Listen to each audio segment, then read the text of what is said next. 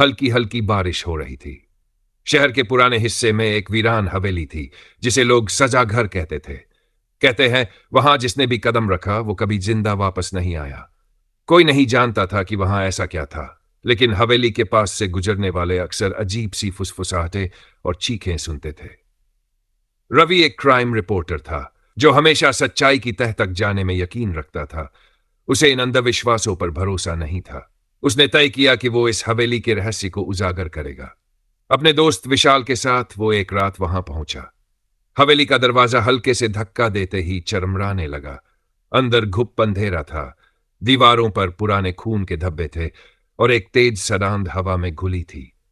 विशाल को घबराहट महसूस हुई, लेकिन रवि ने उसे हिम्मत दी। अगर यहां कुछ भी अजीब नहीं है तो हम सच को सबके सामने लाएंगे, रवि ने कहा।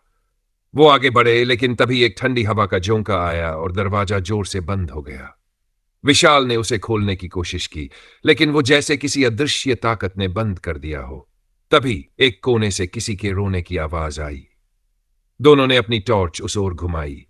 एक औरत जमीन पर बैठी थी, सफेद साड़ी में लिपटी। उसके बाल बिखरे हुए थे और आंखें लाल थी। वो सुबक रही थी, जैसे किसी असीम पीड़ा में हो। कौन हो तुम? रवि ने हिम्मत जुटाकर पूछा। वो औरत धीरे धीरे खड़ी हुई और उनकी ओर बढ़ने लगी। हर कदम के साथ उसकी सूरत और डरावनी होती जा रही थी। अचानक उसकी हंसी गूंज उठी और उसकी आंखों से खून बहने लगा। विशाल बुरी तरह कांपने लगा। रवि, हमें यहां से निकलना होगा। लेकिन अब बहुत देर हो चुकी थी। अचानक हवेली की दीवारों पर छायाएं उभरने लगीं। वो सब चीख रहे थे जैसे अनगिनत आत्माएं कैद हो। औरत की आवाज भारी हो गई। तुम भी उन्हीं में शामिल होने आए हो? रवि और विशाल पीछे हटने लगे, लेकिन उनके कदम जम चुके थे।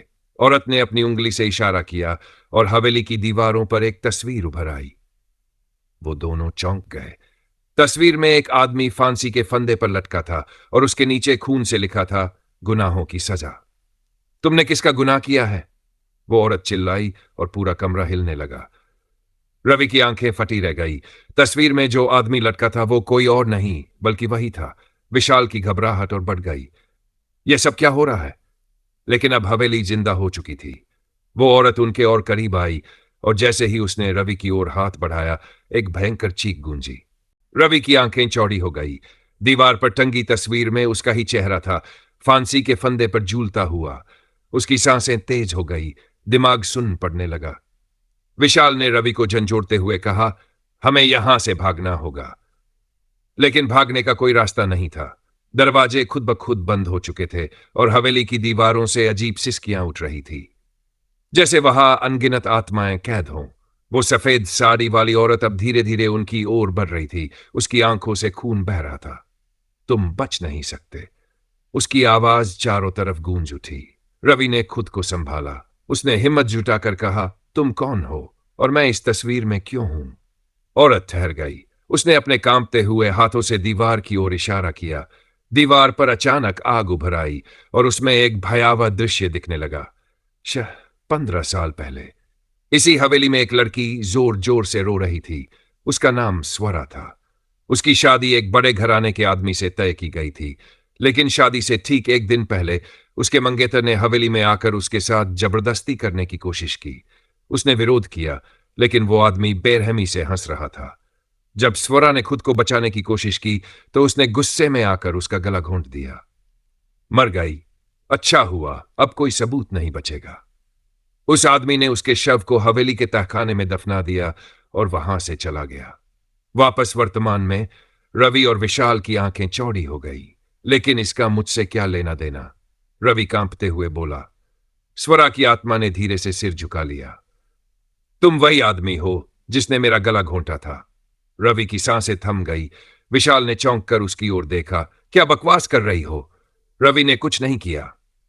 स्वरा की आत्मा ने जोर से चीख मारी और हवेली की दीवारों पर अचानक एक और तस्वीर उभर आई। इस बार रवि के पिछले जन्म की। उसमें रवि ठीक उसी आदमी की तरह दिख रहा था जिसने स्वरा की हत्या की थी। विशाल हक्का बक्का रह गया। रवि ने कांपते हुए अपने हाथों की ओर देखा। अचानक उसकी नसों में जलन होने लगी और उसके हाथों पर खून के निशान उभरने लगे, जैसे उसने अभी अभी किसी का गला घोंटा हो। नहीं नहीं, ये सब झूठ है। स्वरा की आत्मा अब हवा में तैर रही थी। गुनाहों की सजा हर जन्म में मिलती है।